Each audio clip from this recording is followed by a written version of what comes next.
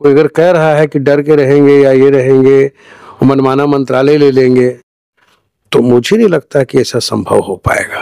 पिछला बार मौका आया लेकिन उसको आरसीपी सिंह जी ने झटक लिया था कि एक आध साल और रुकिए, देखिएगा कई लोग आते रहेंगे, जुटते रहेंगे, ये सारे सीन तो चलता रहेगा यहाँ। मुझे लगता है किसी कुशवाहा को भी मंत्रिमंडल में जगह मिल सकता है। बहुत गर्दन झुका करके बहुत सारा समझौता करने वाले लोग नहीं है, और ऐसा सुनहरा मौका बड़े लंबे अरसे बाद ऐसा देखने को मिलेगा जब मंत्रिमंडल में इतने लोगों का प्रतिनिधित्व होगा। करीब 7-8 मंत्री का प्रतिनिधित्व बिहार को मिलेगा, जो कि मुझे लगता है बड़े सौभाग्य की बात है। प्रधानमंत्री नरेंद्र मोदी कल तीसरी बार प्रधानमंत्री पद की शपथ लेने वाले हैं। खबर यह है कि उनके साथ साथ 18 मंत्री भी शपथ लेंगे। अब इसमें से बिहार के कौन कौन से मंत्री हो सकते हैं, कौन कौन से वे संभावित चेहरे हैं जो मंत्रिमंडल में बिहार से शामिल हो सकते हैं, हमारे साथ चर्चा करने के लिए वरिष्ठ पत्रकार मृत्युंजय कुमार सिंह है। भैया, बिहार से कौन कौन से मंत्री हो सकते हैं? देखिए, ये बड़ा सुखद संजोग कह सकते हैं बिहार के लिए, और मुझे लगता है कि पहली बार ऐसा मौका मिलेगा जब एक पार्टी, यानी कि आप देखिए कि नीतीश कुमार फिर किंग मेकर की भूमिका में आ गए, और बड़े सौभाग्य की बात है बिहार के लिए कि अब मुझे लगता है कि विकास तो होगा ही होगा, मंत्रिमंडल में प्रतिनिधित्व खूब होगा। आप देखिए, जैसे एक तो मान के चलिए कि जीतन राम मांझी को भी जगह मिल सकती है, क्योंकि शुरू से ही मतलब नरेंद्र मोदी को लेकर के जिस तरह से विकेटिंग कर रहे थे।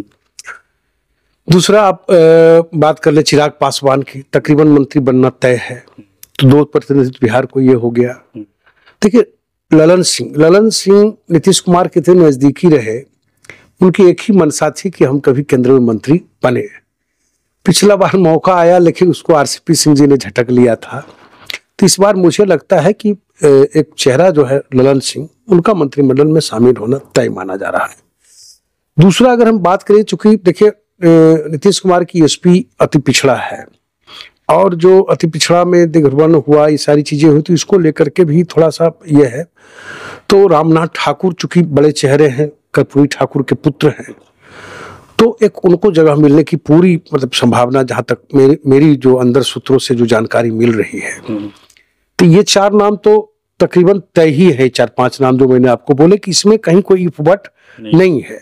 इसमें अब 2 कैबिनेट और कितने राज्य मंत्री बनेंगे, ये थोड़ा सा भी सस्पिशियस है। एक नाम देखिए, ये कहीं ना कहीं एक फोकस पे है कि कोई कुशवाहा बिरादरी का वोटों का बिखराव इस बार जिस तरह से हुआ, तो मुझे लगता है किसी कुशवाहा को भी मंत्रिमंडल में जगह मिल सकता है। जैसे एक सुनील महतो है, बैजनाथ महतो के पुत्र हैं, उनके नाम की भी चर्चा हुई है। तो तकरीबन मुझे लगता है कि 3 मंत्री बनाए जा सकते हैं जेडीयू कोटे से, 2 कैबिनेट, 1 राज्य मंत्री। तो उसमें हो सकता है कि बैजनाथ महतो जो थे, उनके पुत्र को जगह मिले, कि ये कॉम्बिनेशन कहीं ना कहीं मुझे लगता है। तो ये 3 हो गया।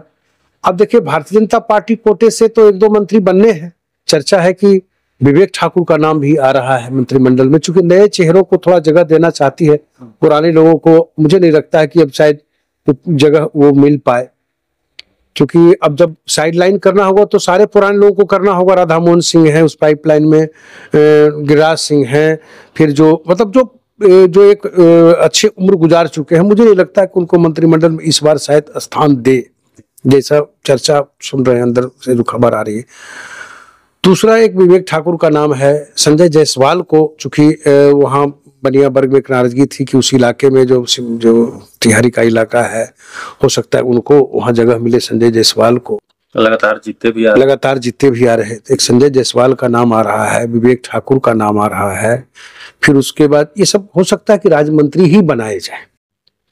फिर उसके बाद एक आध और मंत्री समझिए कि बीजेपी कोटे से अगर बन सकता है, तो मुझे लगता है कि एक आध और, जैसे जनार्दन सिग्रीवाल का नाम, चूंकि देखिए आपको याद होगा कि 10 टिकट सवर्णों को दिए थे भारतीय जनता पार्टी ने जी, तकरीबन 1-2 छोड़ दे तो सारे कामयाब रही सीटें। तो हो सकता है कि एक आध मतलब कि इन 100 लोगों को भी किसी को जगह मिले। 3 मंत्री 4 मंत्री 3 मंत्री तो जरूर भारतीय जनता पार्टी से बनेंगे। तो आप देख लिए 3 वहां से, फिर जीतन राम मांझी 4, फिर उसके बाद चिराग पासवान 5, फिर जेडीयू कोटे से ललन बाबू और ये करीब 7-8 मंत्री का प्रतिनिधित्व बिहार को मिलेगा, जो कि मुझे लगता है बड़े सौभाग्य की बात है। और ऐसा सुनहरा मौका बड़े लंबे अरसे बाद ऐसा देखने को मिलेगा। जब मंत्रिमंडल में इतने लोगों का प्रतिनिधित्व होगा, स्वाभाविक है कि बिहार का विकास होगा। संजय झा जी के नाम की चर्चा नहीं हुई है इसमें? देखिए, संजय झा के नाम की चर्चा तो हो रही है, लेकिन मुझे लगता है कि देखिए ये भी कॉम्बिनेशन बनाएंगे कि बीजेपी किस जाति को मंत्री बना रहा है, तो वो थोड़ा इसमें कट ऑफ करना पड़ेगा। अब देखो, एक चर्चा मैं भूल गया, गोपाल जी ठाकुर को मंत्री बनाने के लिए कहीं न कहीं मतलब कि पूरी लॉबिंग चल रही है। गोपाल जी ठाकुर ब्राह्मण चेहरा है, मिथिलांचल के हैं, तो मुझे नहीं लगता कि संजय झा को जगह मिलेगा, क्योंकि संजय झा कहीं न कहीं राज्यसभा सदस्य बनाए गए थे, दिल्ली के एक कोऑर्डिनेशन का वर्क करेंगे, खास करके दिल्ली और बिहार के बीच में कुछ कोऑर्डिनेशन होगी की जरूरत।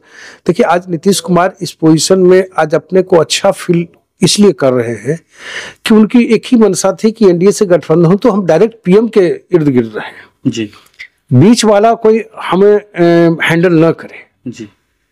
और उसमें वो कामयाब होते दिखाई दे रहे हैं। बिल्कुल। और ये बिहार के लिए मैंने बोला 7-8 मंत्री बन सकते हैं, ये एक मतलब संजोग कहिए जो कहिए, लेकिन इन सब मंत्रियों के बनने की पूरी संभावना है। आप देखिए कल शाम 6 बजे तक के तो सब स्पष्ट हो ही जाए। संभवतः उम्मीद है कि आज ही शाम तक मंत्रालय का कुछ जो है बंटवारा भी हो जाए, और ऐसे में बिहार को कौन कौन से मंत्रालय मिलेंगे, सूत्रों से ये भी खबर चर्चा चल रही है, या सूत्रों से क्या चर्चा ही चल रही है कि रेल मंत्रालय पे जो है नीतीश कुमार जी की नज़र है, उसके अलावा स्पीकर पद के लिए भी जो है खींचतान चल रही है। इसमें कहाँ तक सच्चाई है? देखिए, आप जो नरेंद्र मोदी और अमित शाह की जोड़ी को जानते हैं, कौन सा विभाग आएगा बिहार में? मैंने बताया नरेंद्र मोदी और अमित शाह के मन मिजाज को जो जानते हैं, इतना जल्दी कोई अपना डिमांड वहां रख दे, मुझे लगता है इतना आसान नहीं है, क्योंकि बहुत गर्दन झुका करके बहुत सारा समझौता करने वाले लोग नहीं हैं। आप देखिए, नीतीश कुमार के समर्थन थी या नहीं थी, ठीक है, बहुमत था, वो अलग चीज थी, ठीक है, थोड़ा झुकना तो पड़ेगा जब समय परिस्थितियां बदली है, लेकिन स्पीकर पद भारतीय जनता पार्टी दे, बिहार में तो स्पीकर पद दिया ही नहीं, वहां कैसे दे देंगे? और एक चीज तो मानेंगे ना, जितने उधर 243 सीट है, अकेले नरेंद्र मोदी को 240 सीट है जी। और आपको क्या लग रहा है कि 1 आध साल और रुकिए, देखिएगा कई लोग आते रहेंगे, जुटते रहेंगे, ये सारी सीन तो चलता रहेगा। यहाँ 272 पूरा हो जाएगा। किसी एक पर डिपेंडेंसी मोदी और अमित शाह रखने वाले है नहीं। कोई अगर कह रहा है कि डर के रहेंगे या ये रहेंगे, मनमाना मंत्रालय ले लेंगे, तो मुझे नहीं लगता कि ऐसा संभव हो पाएगा।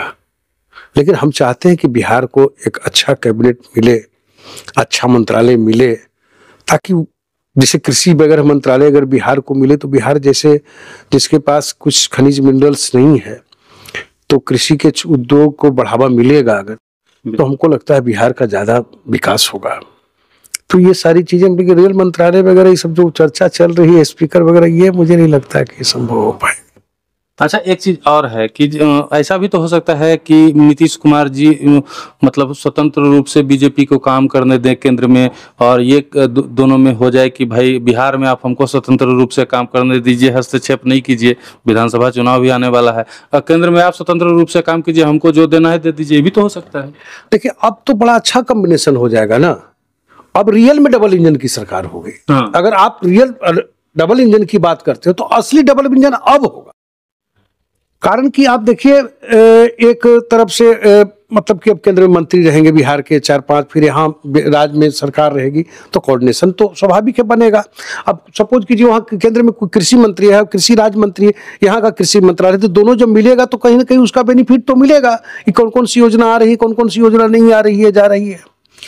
तो अब रियल में, और मुझे लगता है कि अब 25 तक तो यहाँ कुछ होने का सवाल ही नहीं है, क्योंकि नीतीश कुमार को कोई दिक्कत भी नहीं है नरेंद्र मोदी के या भारतीय जनता पार्टी के साथ चुनाव लड़ने में, कोई नया प्रयोग तो है नहीं।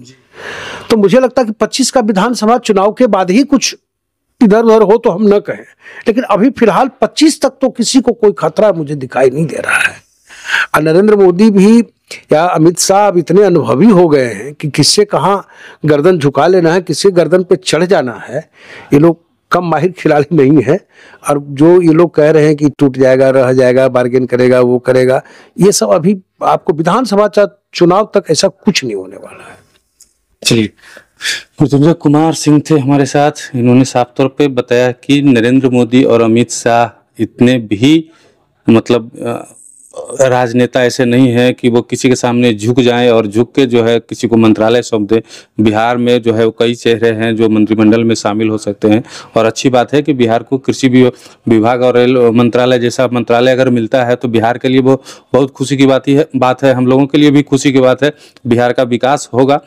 आने वाले वक्त बताएगा क्या होता है। देखते रहिए, हमारे साथ जुड़े रहिए मगही न्यूज़ पर।